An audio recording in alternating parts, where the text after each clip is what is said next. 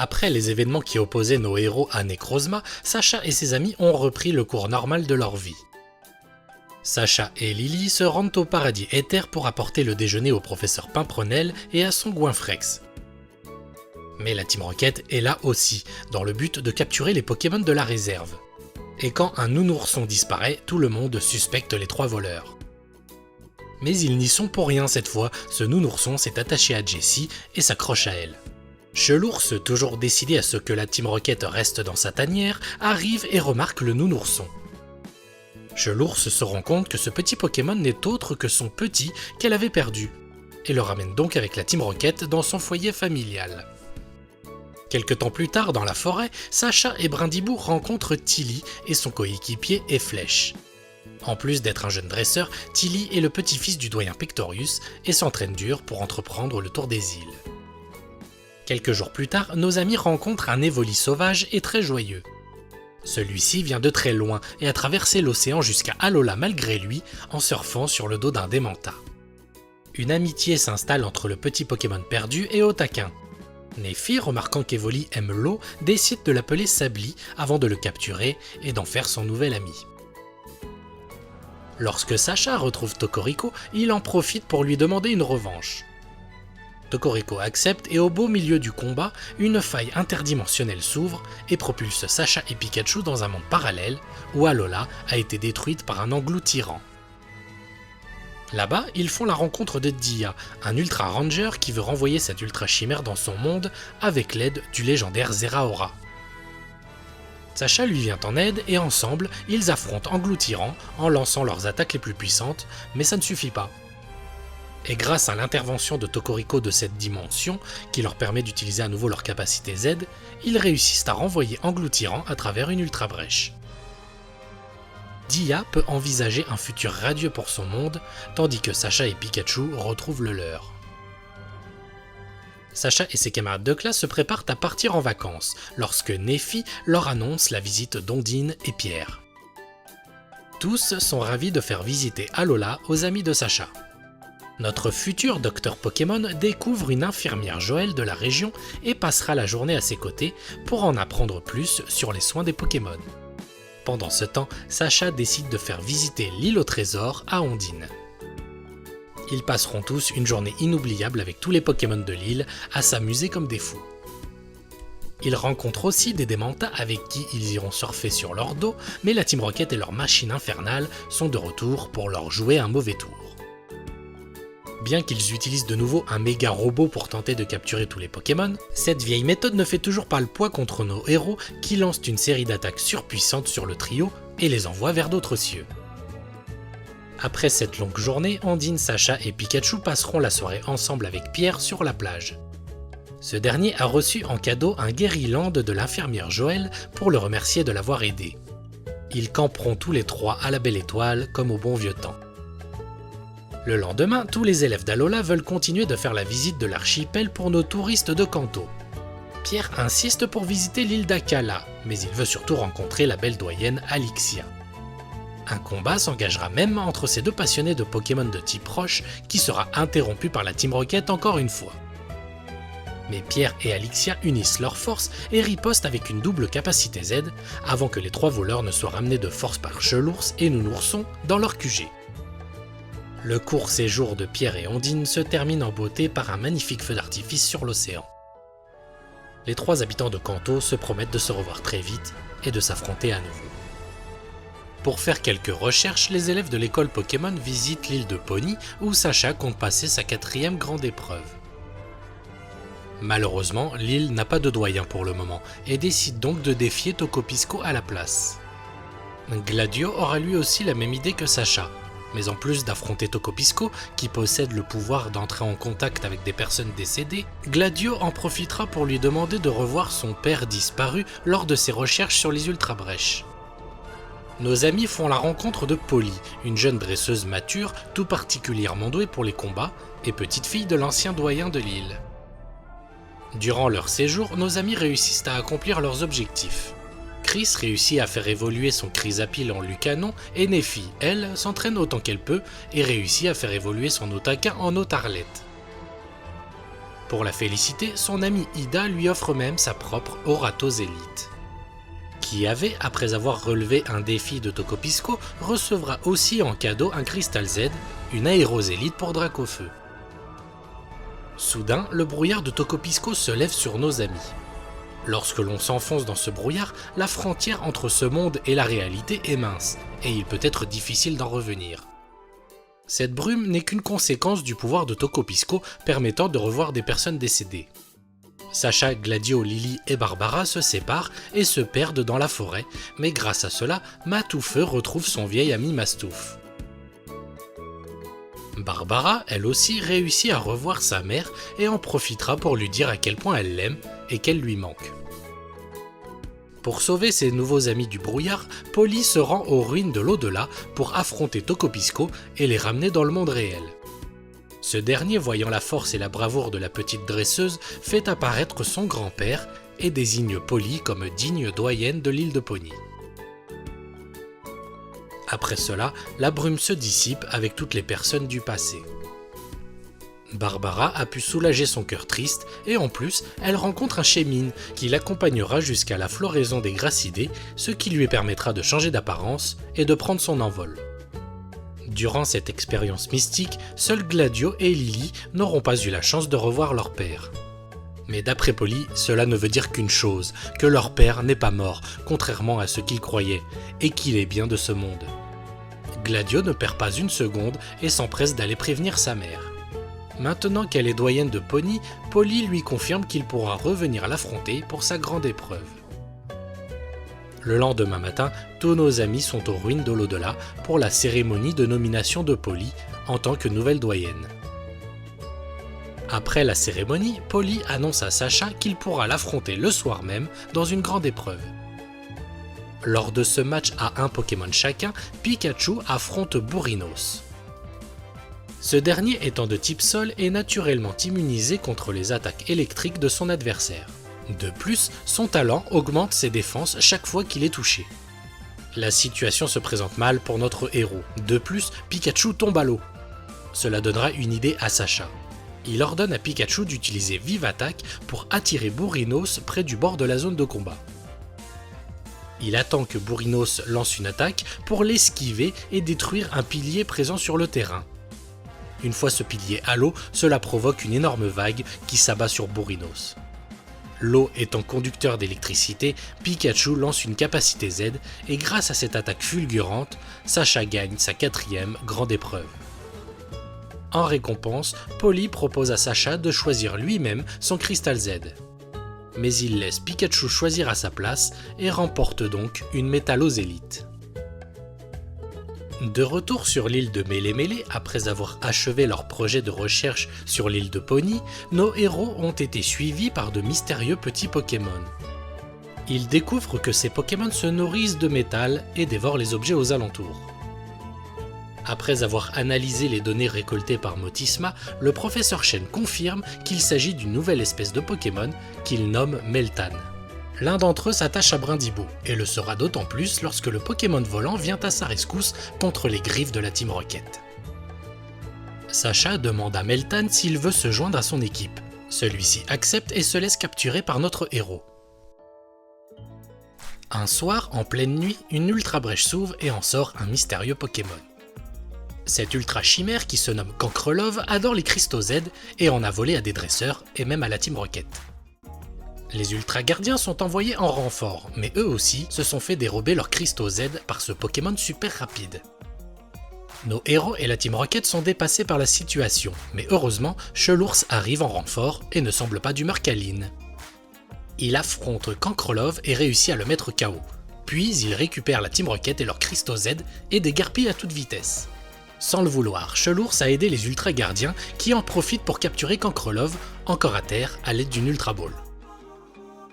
Sacha relâche l'ultra chimère qui s'en retourne dans son monde, accomplissant ainsi leur 7e mission. Pendant ce temps, au-delà des frontières terrestres, Rayquaza et Deoxys se livrent une bataille terrible.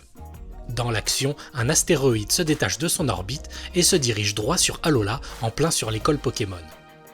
Sur Terre, les ultra gardiens s'occupent d'une autre ultra chimère qui se nomme Katagami. Bien qu'il soit petit, ce Pokémon possédant un corps tranchant découpe tout sur son passage. Alors que nos héros tentent d'arrêter cet ultra chimère, ce dernier sauve Alola en découpant le météore qui allait s'abattre sur l'école. Plein de reconnaissance, nos héros souhaitent à Katagami un bon retour dans son monde à travers une ultra brèche. C'est un grand jour pour tout le monde. Nos amis se rendent au paradis éther où le professeur Euphorbe annonce officiellement la création de la Ligue Pokémon d'Alola. Après cette annonce qui déplaît à Guzma, le boss de la Team Skull, celui-ci compte saboter le projet. Se considérant comme le meilleur dresseur de l'archipel, Guzma refuse qu'un titre officiel de maître d'Alola ne soit accordé à un autre que lui. Il menace le professeur Euphorbe en jurant d'empêcher la Ligue de voir le jour, mais Sacha s'interpose et le défie. Guzma accepte le combat et envoie son Sarmuraï contre Pikachu. Le combat est difficile, les attaques de Sarmuraï sont très puissantes, et en plus, Pikachu se fait empoisonner. Sarmuraï rentre brusquement dans sa Pokéball, estimant être trop fort et qu'il est inutile de poursuivre le combat. Guzma et ses sbires repartent fiers d'eux-mêmes. Lily et Gladio sont au paradis éther. Ils enquêtent dans les dossiers de leur père, Mon, qui, avant de disparaître, conduisait des recherches sur les ultra-brèches. Elsamina regrette de ne pas avoir davantage parlé de leur père à ses enfants et décide que le moment est venu. Une fois dans le bureau de leur père, Lily et Gladio découvrent un bracelet Z que Lily décide d'utiliser avec la permission du doyen Pectorius. Lily découvre également Magearna, un Pokémon artificiel que son père avait l'intention de lui offrir. Malheureusement, Magearna est inactif, mais Lily décide de poursuivre l'œuvre de son père et de le réactiver. Chez Pectorius, Lily demande l'autorisation de garder le bracelet Z de son père temporairement jusqu'à son retour, ce que le doyen accepte. Lily trouve également un journal tenu par son père contenant des informations sur Magearna. Nos héros passent de merveilleux moments à visiter Malier sur l'île d'Ulaula et son parc d'attractions. Ils pourront même combattre à l'arène de Kanto qui rend hommage à la région de Sacha. Ils doivent réussir une série d'épreuves pour accéder au dernier étage de la tour qui abrite la fameuse arène. Seuls Sacha et Kiawe y arrivent et affrontent le champion Solan. Ces Pokémon ont rapidement raison de Kiawe et de sa tueur. C'est au tour de Sacha qui utilise pour la première fois Meltan en combat. De plus, Brindibou apprend Rapace et Sacha à remporter le combat, ainsi qu'un drôle de badge d'arène de Kanto, que Meltan s'empresse de dévorer. Chris et son Pokémon vont participer à une course de Lucanon. Une course qu'il gagne de justesse et en récompense, Chris reçoit une Insectosélite et Polly peu après lui offre un bracelet Z. Sacha et Neffy pêchent sur un récif quand soudain, ils rencontrent Kyogre, le Pokémon légendaire. Ils se rendent compte qu'il a été empoisonné et qu'il est traqué par des chasseurs de Pokémon. Ensemble, ils combattent les bandits et arrivent à guérir Kyogre en lui faisant avaler un antidote. Kyogre est toujours en colère, mais Neffy tente de le calmer. De plus, Otarlet entame sa transformation finale et évolue en Oratoria. Et grâce à son chant mélodieux, Oratoria réussit à apaiser Kyogre. Barbara a besoin de gros champis pour son restaurant et décide d'aller en demander à son ami Gouroutan dans la forêt. Sa cabane est remplie de Pokémon et aussi Miaous, venu chercher de la tranquillité. Barbara décide alors d'aider Gouroutan à préparer des repas pour les clients Pokémon. Même Tokoriko est venu manger en personne. Barbara lui prépare un plat à base de radiponi que Tokoriko dévore avec un immense plaisir. Pour la remercier, Tokoriko offre à Barbara une Florazélite et Gouroutan lui offre un vieux bracelet Z. Et maintenant, tous les élèves peuvent s'entraîner à lancer des capacités Z.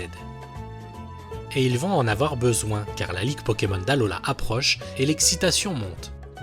La construction du stade de la Ligue est bientôt terminée et Sacha continue d'entraîner ses Pokémon.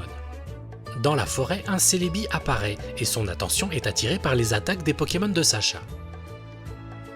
Mais se sentant en danger par tant de puissance, Celebi remonte le temps en entraînant avec lui Sacha et Matoufeu. Sans savoir qu'il est dans le passé, Sacha rencontre un jeune garçon dont il ignore qu'il est le futur professeur Euphorbe. Le petit garçon veut tout savoir des attaques Pokémon et remarque que Sacha possède un bracelet Z.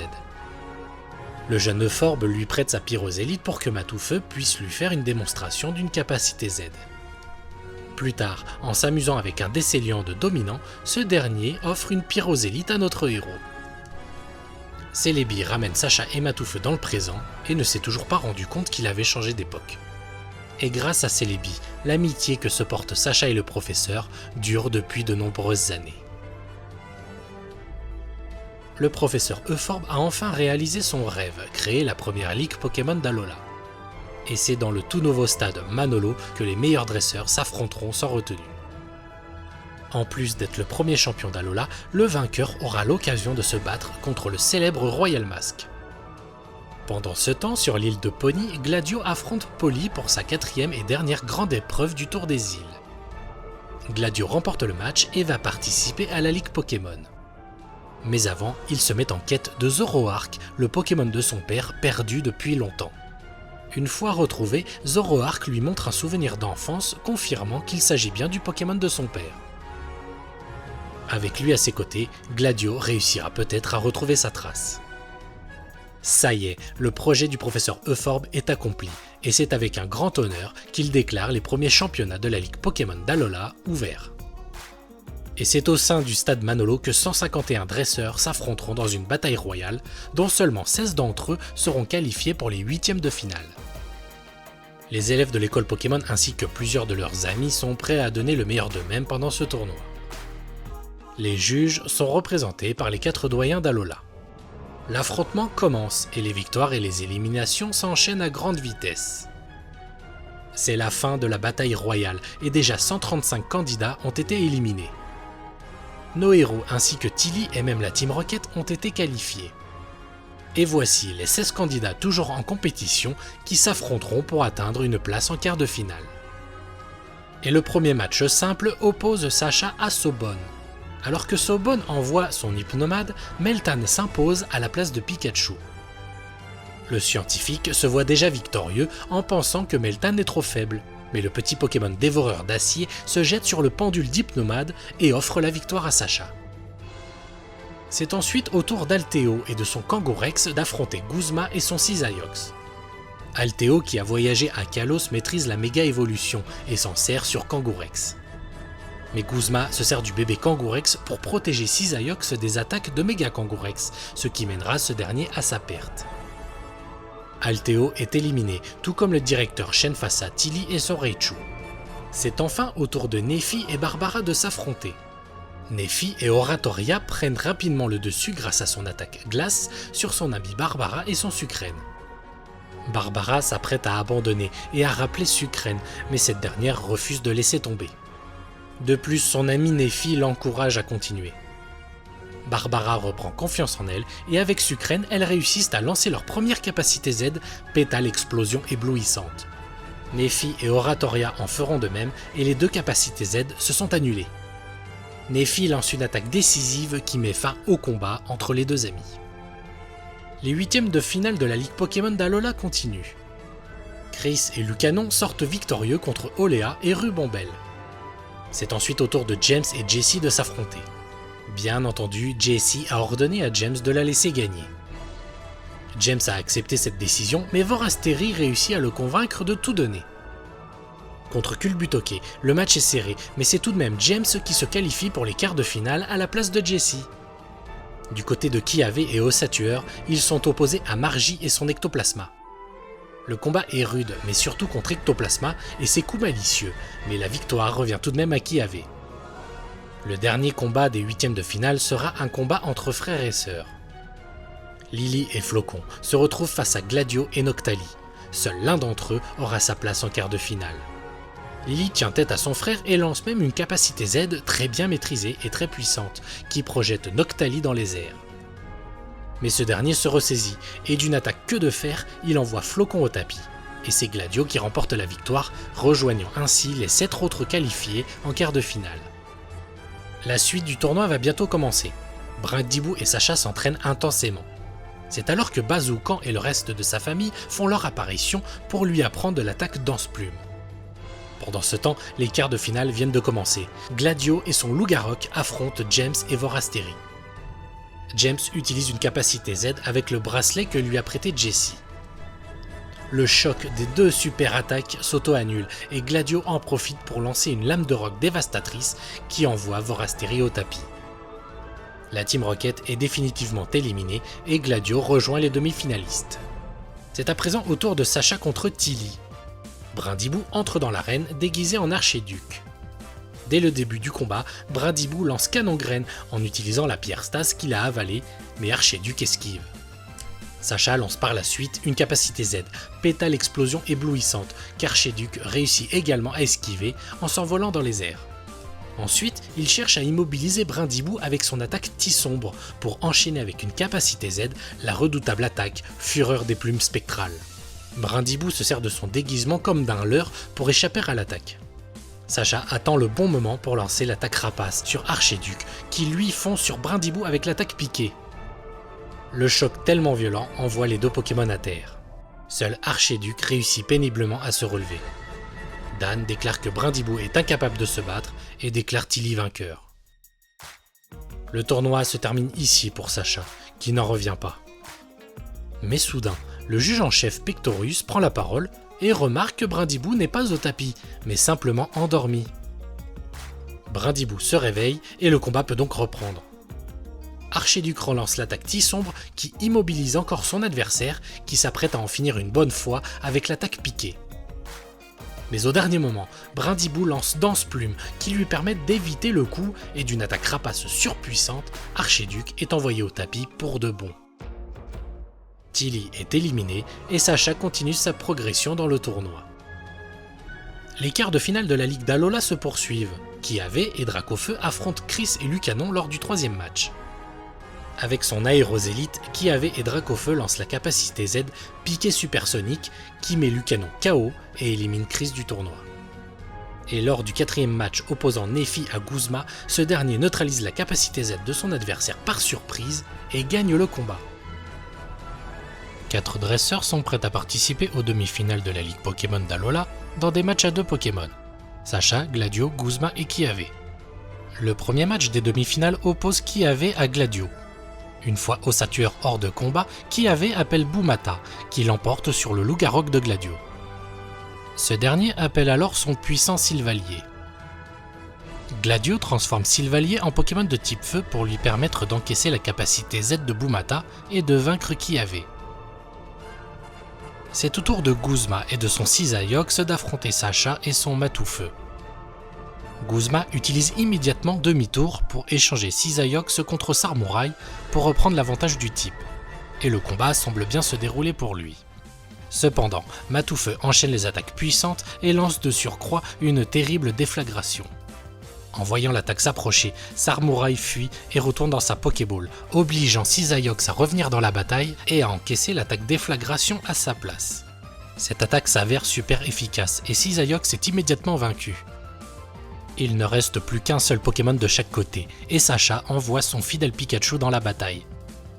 Guzma conseille à Sacha d'abandonner, mais c'est bien mal connaître notre héros, qui ne fuit jamais face aux difficultés. L'attaque exécution de Sarmouraï frappe le petit Pokémon de plein fouet, le faisant se tordre de douleur. Heureusement, Pikachu s'en remet et ne compte pas abandonner. Et d'une attaque tonnerre en plein sur Sarmouraï, ce dernier est sur le point de perdre. Guzma ne comprend pas pourquoi il n'arrive pas à battre Sacha aussi facilement qu'il le pensait. De plus, Sacha et Pikachu lancent la capacité Z Fulgurolance Gigavolt, mais Sarmouraï prend sur lui et résiste au choc. Guzma a constamment évité les combats difficiles, ne s'opposant qu'à des dresseurs qu'il était sûr de vaincre. Et contrairement à Guzma, Sacha n'a pas peur de perdre. Et grâce à sa détermination et à Pikachu, ils réussissent tous deux à remporter la victoire et à se faire une place en finale contre Gladio. Et justement, la finale de la Ligue Pokémon va bientôt commencer. Delia et le professeur Chen ont fait le voyage jusqu'à Alola pour soutenir Sacha. Ils arrivent juste à temps pour voir tous les Meltan se rassembler et fusionner pour évoluer en un puissant Melmetal. Mais à présent, c'est le moment de savoir qui de Gladio ou de Sacha remportera la première Ligue Pokémon d'Alola. Les deux finalistes s'affrontent dans un match à 3 Pokémon chacun. Gladio choisit Sylvalier tandis que Sacha appelle Melmetal. Melmetal et son attaque écrou de poing lui permet de prendre l'avantage. Mais Gladio transforme Silvalier en Pokémon de type combat et grâce à cela, il réussit à battre le puissant Melmetal. Sacha appelle alors Pikachu. Ce dernier utilise sa vitesse et lance Toilélec que Silvalier réussit à éviter. Sacha ordonne à Pikachu de renouveler son attaque, mais Silvalier esquive au dernier moment et la toile finit entre deux poteaux. Cela permet à Pikachu d'utiliser sa toile électrique pour accroître considérablement sa vitesse et d'une attaque queue de fer neutralise Silvalier. Gladio envoie maintenant Lugarok et ce dernier lance une attaque qu'il ne peut pas utiliser d'habitude. Pikachu contre-attaque avec Tonnerre et à la surprise de tous, ce qu'il pensait être le Lugarok de Gladio est en fait le Zoroark déguisé de son père. Maintenant que l'illusion s'est évanouie, c'est donc Zoroark que Pikachu va devoir affronter. Et les deux adversaires s'affrontent sans ménagement.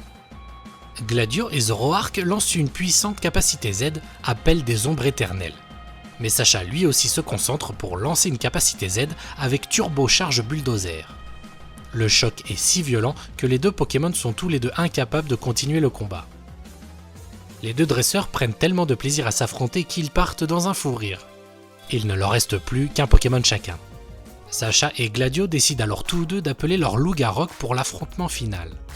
Les deux Lugarok opposent leurs lames de roc et Gladio utilise Riposte. Le combat est dur et intense et les deux dresseurs et leurs Pokémon s'épuisent. Les attaques s'enchaînent coup sur coup et Gladio relance encore une fois Riposte. Mais Sacha utilise aussi Riposte sur Riposte, créant un choc terrible dont seul le Lugarok de Sacha en sort victorieux. Et c'est chose faite, Sacha est vainqueur et devient le tout premier maître Pokémon d'Alola. Pour officialiser son nouveau titre, Royal Mask en personne offre le trophée du vainqueur à notre héros. Mais pendant la cérémonie, une ultra brèche s'ouvre et un engloutirant apparaît, celui que Sacha a combattu avec Dia dans un monde parallèle. Le stade doit être évacué car la créature dévore tout sur son passage. Sacha qui connaît la créature révèle au doyen le poids faible d'engloutirant. Mais soudain, deux autres engloutirants apparaissent. Les doyens et les élèves de l'école Pokémon et même les 4 gardiens des îles s'unissent et lancent leur capacité Z pour vaincre 2 des engloutirants et les renvoyer dans leur monde, tandis que Sacha, Pikachu et Royal Mask s'occupent du dernier. Et par chance, Venimi qui a évolué en Mandrion depuis vient en renfort pour lancer Fulgurolance Gigavolt avec Sacha et Royal Mask. Et en unissant leurs forces, ils réussissent à renvoyer le 3e engloutirant dans son monde. Dans le feu de l'action, Royal Mask s'est fait démasquer, révélant ainsi sa véritable identité aux yeux de tous. Le professeur Pimprenel est encore plus sous le charme de son mari. Et c'est donc contre le professeur Euphorbe que le match de démonstration de la Ligue Pokémon d'Alola va bientôt commencer. Sacha demande à Mandrion de rejoindre son équipe avant de repartir. Notre maître d'Alola est ravi de pouvoir affronter son professeur dans un combat à 6 Pokémon contre 6. Et le match commence avec Matoufeu contre Félinferno. Ce dernier lance Rafale-Feu que Matoufeu absorbe littéralement. Mais la chaleur devient trop forte pour lui et donc Sacha le remplace par Lugarok. Le Pokémon Roche utilise un éclat de lame roc pour porter un coup à Félinferno. Le professeur Euphorbe change alors de Pokémon pour Guerriègle. Guerriègle et son attaque surpuissance réussit à vaincre le Lugarok de Sacha, mais Brindibou l'emporte après sur Guerriègle grâce à une redoutable attaque rapace. Le professeur Euphorbe appelle alors un Florizarre qui emprisonne Brindibou dans sa fleur et s'apprête à utiliser Lance-Soleil à bout portant. Grâce à Danse-Plume, Brindibou s'extirpe de justesse du piège, mais malheureusement l'attaque Bomberg de Florizarre aura tout de même raison de lui. Sacha rappelle Matoufeu et le feu aura raison de la plante, car Florizarre est envoyé au tapis. Euphorbe choisit par la suite Pingoléon comme nouvel équipier. Sacha compte sur Pikachu et ses attaques électriques. Mais Pingoléon lance une terrible attaque siphon qui désoriente Pikachu. Sacha le rappelle et envoie Melmetal à la place. Choix judicieux car celui-ci parvient à vaincre Pingoléon, mais le Pokémon de métal, lui, ne résiste pas aux flammes de Félinferno. Chaque dresseur n'a plus que 3 Pokémon. Le professeur Euphorbe appelle Lucario. Sacha choisit Mandrion. Mandrion se retrouve pour la première fois dans un combat Pokémon et malgré son peu d'expérience, son attaque Draco-Choc très efficace permet à Sacha de s'offrir une nouvelle victoire.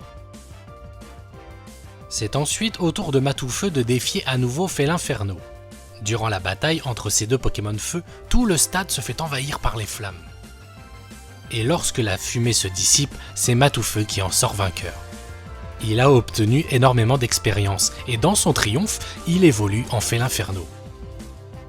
Mais épuisé par le combat et sous le coup de l'émotion d'avoir vaincu son grand rival, Félinferno est en état de choc et se trouve être incapable de se battre. Le professeur Euphorbe est sur le point d'appeler son dernier Pokémon, quand soudain, Tocorico se présente et lui fait comprendre qu'il désire faire équipe avec lui pour combattre Sacha à nouveau. Le professeur et Sacha ainsi que les juges acceptent la proposition. Sacha choisit Mandrillon pour un affrontement entre une ultra chimère et un gardien des îles. Mais Tocorico réussit à vaincre Mandrillon. Sacha appelle son dernier espoir Pikachu, sur qui la victoire repose. Tocorico veut un combat digne de ce nom et offre au professeur Euphorbe une Tocozélite, un cristal Z permettant de lancer une capacité Z légendaire, réservée aux gardiens des îles. Sacha aussi se voit recevoir une Pikachazélite pour un affrontement des plus spectaculaires. Le combat continue et Euphorbe ne tarde pas à lancer la capacité Z légendaire, Colère du gardien d'Alola. Et Sacha et Pikachu en font de même et lancent leur extraordinaire capacité Z, Gigatonnerre. Après ce choc des puissances, il n'en restera qu'un, et ce dernier n'est autre que Pikachu. L'attaque a eu raison de Tocorico, et Sacha, en plus d'être le premier maître d'Alola, confirme son titre en remportant cette ultime victoire. Maintenant que la Ligue Pokémon d'Alola est terminée, les élèves de l'école Pokémon se préparent à partir en vacances. Kiawe a décidé d'assister Alixia dans ses tâches de doyenne. Chris va se rendre à Algacia faire un premier pas pour devenir astronaute. Neffy compte partir avec son père dans ses recherches sur l'océan et espère rencontrer Manafi. Barbara veut créer un menu pour les Pokémon dans son restaurant familial, et lorsque son frère rentre de voyage, il lui offre des grassidés fraîchement cueillis. En sentant le doux parfum des fleurs, Chemine prend sa forme céleste et s'envole avec ses congénères. Lily, grâce à Zoroark, réussit à réveiller Magearna. Et avec son frère Gladio et leur mère, ils suivront Magearna à la recherche de leur père. La Team Rocket, elle, a pour ordre de retourner à Kanto, au quartier général. Ils laisseront leur Pokémon avec Chelours qui prendra soin d'eux. Après des au revoir difficiles et un gros câlin, il est temps pour eux de décoller. Et c'est avec délicatesse que Chelours envoie la Team Rocket dans la bonne direction. Et Sacha dans tout ça. Lui compte repartir en voyage et découvrir d'autres Pokémon. Il dit au revoir à ses camarades d'Alola qu'il espère revoir très vite. Les jeunes mariés Pimprenel et Euphorbe accompagnent Sacha à l'aéroport. Après des mois à vivre sous le même toit, sous la garde des deux professeurs, ces derniers considèrent le jeune garçon comme un membre de leur famille. C'est d'ailleurs pour cela que Sacha leur laisse la garde de ses Pokémon. C'est l'heure du départ, et la petite famille très émue s'embrasse une dernière fois avant de se séparer. Sacha et Pikachu s'envolent pour Kanto et saluent une dernière fois leurs amis. Ils s'éloignent d'Alola pour se diriger vers de nouvelles rencontres et de nouvelles aventures.